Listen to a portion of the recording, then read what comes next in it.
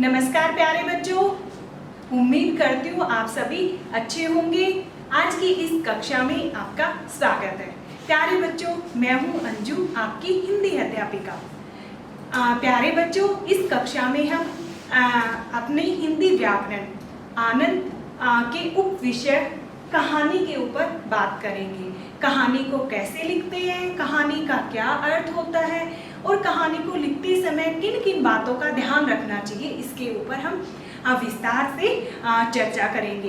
प्यारे बच्चों, सबसे पहले तो कहानी क्या है, कहानी का क्या अर्थ होता है, उसके बारे में मैं आपको बताऊंगी। कहानी का अर्थ होता है बच्चों, कथा, किस्सा, कोई काल्पनिक बात, लिखित या मौखिक गद्य पद। बच्चों, जो कहानी होती है या कोई भी कथा होती है, कोई किस्सा होता है या कोई काल्पनिक या वास्तविक कोई बात होती है, या जो गद्य और पद होता है मौखिक और काल्पनिक बातों का, उन सबको हम कहानी कहते हैं। बच्चों, जब कहानी का नाम हम सुनते हैं तो सुनते ही हमारे मन में दादा दादी, नाना नानी का विचार दौड़ आता है। हमें उनसे सुनी हुई कहानियाँ याद आ जाती हैं। जैसे ही हम कहानी नाम सुनते हैं हमें उनकी बड़ी याद आती है, क्योंकि हमारे बड़े जो लोग होते हैं, हमारे दादा दादी, नाना नानी होते हैं, उनके पास कहानियों का विशाल भंडार होता है। और जब हम उनसे कहानी सुनते हैं तो बड़े ही उत्साह के साथ सुनते हैं और उत्सुकता के साथ कि आगे कहानी में क्या होने वाला है। हम इसी भाव के साथ कहानी सुनते हैं और पूरा आनंद उठाते हैं। बच्चों, जब भी हम दादा दादी या नाना नानी के पास कहानी सुनते हैं तो हम उस कहानी में खो जाते हैं। वहाँ के उन पात्रों के जगह हम स्वयं को ही पात्र बना लेते हैं, उसी के अनुसार हम उस कहानी में खोते हुए चले जाते हैं। तो इसी तरह जब आप भी कोई कहानी लिखें, किसी भी बात, आपको कोई बात याद आ रही हो, कोई किस्सा पहले आपने कभी सुना हो, उसी के ऊपर आपको लिखना हो, तो कैसे लिखना है वो सारी चीज़ें आज हम पढ़ने वाले हैं। उससे पहले बच्चों, मैं आपको एक मज़ेदार कहानी सुनाती हूँ। उस कहानी को सुनने के बाद आप मुझे बताना कि आपको क्या सीख मिली, क्या समझ आया। उस कहानी को पढ़ने के बाद आपने क्या शिक्षा प्राप्त की वहाँ से। प्यारे बच्चों, एक बार एक गांव में किसान रहता था। किसान दिन रात काम करता था। वह अकेला ही अपने खेतों में काम करता था। उसके 4 बेटे थे, परंतु चारों के चारों आलसी थे। वे सभी काम में उसकी सहायता नहीं करते थे। एक दिन किसान ने सोचा कि ऐसे तो काम नहीं चलेगा, अगर मेरे बेटे काम नहीं करेंगे तो बाद में खाएंगे क्या, और इनको जीवन में पछताना पड़ेगा और इनका जीवन व्यर्थ ही चला जाएगा इधर उधर भागने में। तो उसने सोचा कि कुछ न कुछ तो सीख मैं अपने बच्चों को दूं ताकि ये बच्चे काम करने लग जाएं। तभी एक दिन अचानक से किसान बीमार पड़ गया। बच्चों, किसान का काफ़ी दिनों तक इलाज चला, परंतु किसान ठीक नहीं हो पाया, क्योंकि बूढ़ा तो वैसे ही था और कुछ दिन रात काम करता था। उसकी वजह से उसे कमजोरी भी आ गई थी और अच्छे से इलाज होने के बाद भी अच्छे से पूरी तरीके से वह ठीक नहीं हो पाया था। तो उसने सोचा, क्यों न आज मैं अपने बच्चों को अपने पास बुलाकर उन्हें कुछ समझाऊं। उसने चारों बेटों को अपने पास बुलाया।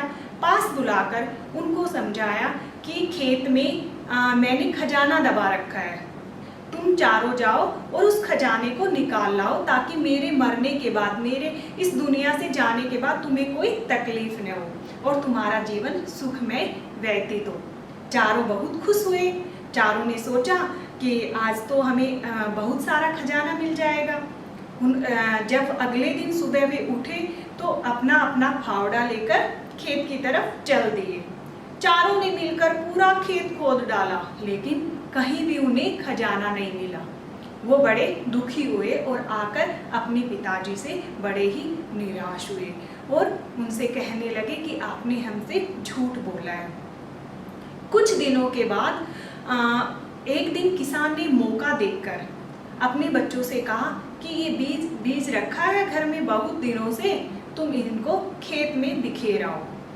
बच्चों ने जितना बीज था उसको उठाया और खेत में बिखेर दिया।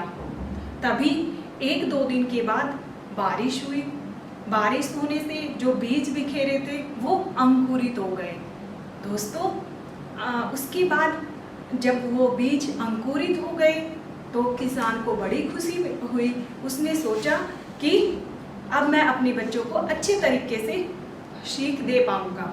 कुछ ही दिनों में वहाँ पर फसल हरी भरी हो गई, खेत चहकने लगे, वहाँ पर चिड़िया की चहकने की आवाज़ें आने लगी, फसल लहलाने लगी।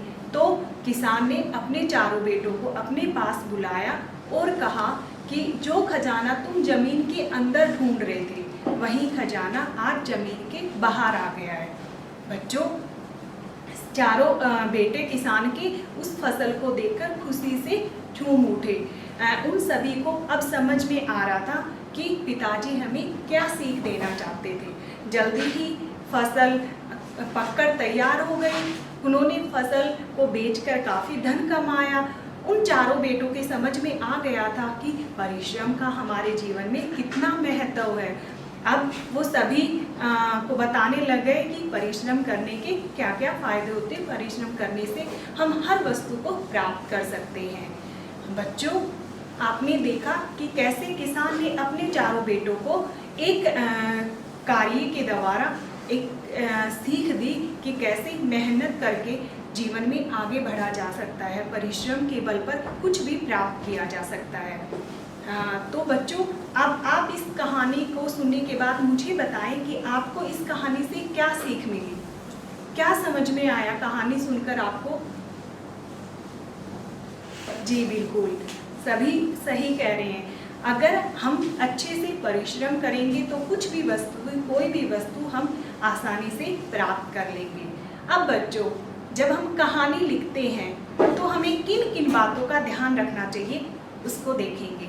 बच्चों, कहानी लिखते समय हमें निम्न बातों पर ध्यान देना चाहिए। सबसे पहले, कहानी हमेशा भूतकाल में लिखनी चाहिए।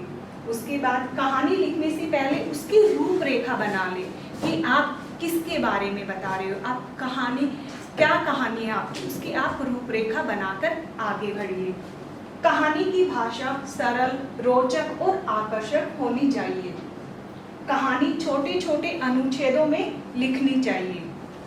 अंत में कहानी से मिलने वाली शिक्षा जरूर लिखनी चाहिए। बच्चों, जब भी हम कोई कहानी लिखते हैं तो कहानी हमेशा भूतकाल में होनी चाहिए। दूसरी बात कि कहानी लिखने से पहले उसकी हमें रूपरेखा बना लेनी चाहिए। उसके बाद कहानी सरल होनी चाहिए, रोचक होनी चाहिए।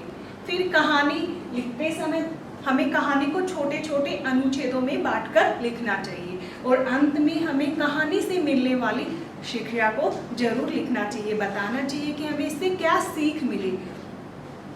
तो बच्चों, उम्मीद करती हूँ आपको कहानी का अर्थ क्या है, कहानी को लिखते समय किन बातों का ध्यान रखना चाहिए, अच्छे से समझ आ गया होगा। आप इस वीडियो को देखकर अपनी कहानी बनाइए। अगर आपने कभी अपने दादा दादी, नाना नानी से कोई रोचक सी कहानी सुनी है तो उसको अपने विचारों से उसको पूरा कीजिए। उसके बारे में लिखिए कि आपने क्या सुना, आपको कहानी कैसी लगी। वीडियो को देखिए और इससे संबंधित जो कार्यपत्रिका, जो कहानी आपको अपनी जांच पुस्तिका में लिखनी है वो आपको जल्दी ही मिल जाएगी। मिलती हूँ अगली वीडियो में एक नए विषय के साथ। तब तक के लिए घर रहिए, सुरक्षित रहिए।